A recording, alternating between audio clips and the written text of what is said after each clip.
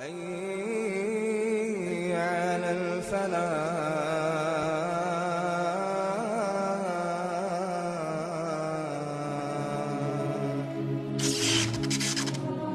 So the Ottoman Empire, may Allah reward them, did an amazing job in establishing Islam. However, it wasn't just this. Many of us already know about this. We know that they conquered Constantinople. But as I said, there's much that we don't know. For example, many of us aren't aware of the time that Muhammad al-Fatih, rahimahullah, fought against Dracula. You've heard of Dracula before? When I say Dracula, you're probably thinking of a vampire. And you're saying, yeah, Musa. You're telling me that Muhammad al-Fatih fought a vampire? What's next? He fought Superman? No. Dracula was a real man. There was a real man named Dracula, and he ruled over the southern part of the country of what we call today Romania. Now, Muhammad al-Fatih, rahimahullah, as he began to advance into Eastern Europe, for example, Bosnia, Serbia, Hungary, all of these lands, the people of Wallachia, of southern Romania, they wanted to fight against the Ottomans. However, they were very weak, and so they had to make a peace deal with him.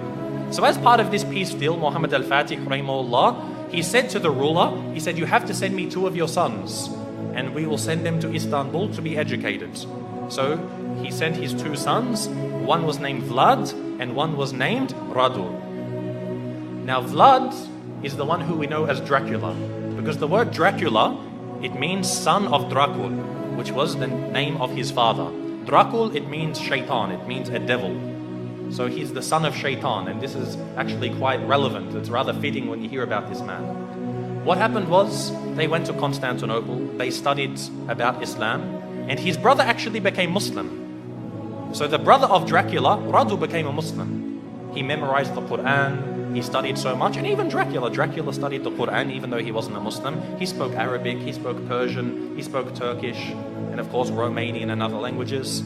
And later on, he was sent back to his country, where Radu remained, and he became the ruler of his country. Because the Ottomans realized they can't send a Muslim to rule over the country because they're Christians. They wanted to send Vlad, Dracula, so that they could get him there and then defeat him in a war, and they would rule the country. However, Dracula, he decided that he wasn't going to do what the Sultan wanted. The Sultan sent him 2 emissaries, 2 people to come speak with him, and they said to him, you must pay us the jizya. Now that you're the ruler of the country, you have to pay us jizya. And so Dracula, he said to them, if you want to step inside of my court, you have to take off your turban. And so they said, no, we won't remove it for you. We're not going to remove it for a kafir. So he said, take it off. Again, they refused.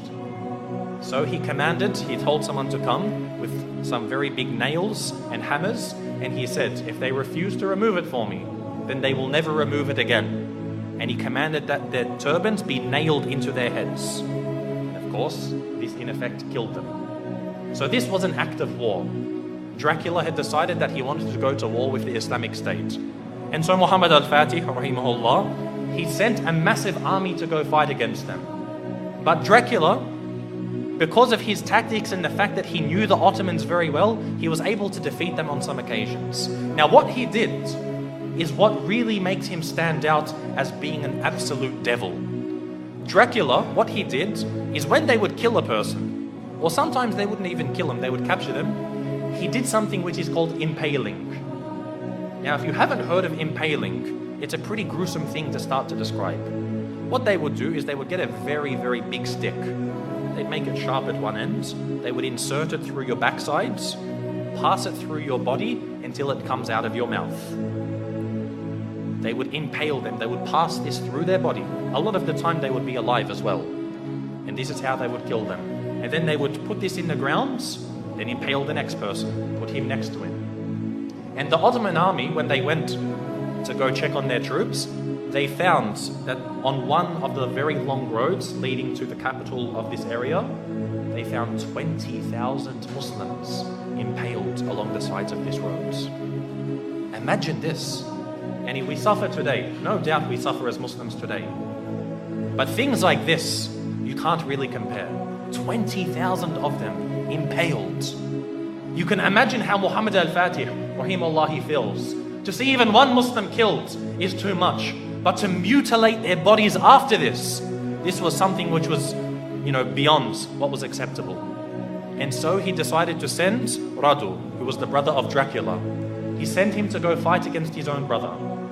And eventually Radu, rahimahullah, he was able to actually eventually catch up with his brother. This is after he commits so many more atrocities. Even the Christians, they started to back off from him. Because what happened was he, being Romanian, he was Orthodox, he wasn't Catholic. But he actually said to the Pope, he said, if you give me some more troops, I'll become a Catholic for you. Anything you want, I'll change my religion for you. He couldn't care. He wasn't a man of true belief. He was only a man of pragmatism on the battlefields. And so even the Christians started to distance themselves from him. However, the Muslims, they caught up with him and they faced him in battle. And it's unclear if the Muslims killed him or if his own people turned upon him and killed him. But either way, Dracula was killed. And the Ottomans, the Muslim army, defeated Dracula. And so what they did was they removed his heads and they took it to the city of Istanbul and they put it on a very, very large stick. They impaled his head and put it at the gates of Constantinople, where it stood for about 2-3 months, to say, if you want to be like this man, wage war against us. This was the demise of Dracula. And again, as Muslims, most of us won't even know about this. How many people know that Dracula was a real man? And we as Muslims, we fought him and we killed him. You know how they say garlic kills Dracula, or a silver bullet to the heart, or a wooden stake? None of these kill Dracula. Muslims kill Dracula. So anyone who wants to follow the way of Dracula, they will face the same wrath from the Muslim Ummah.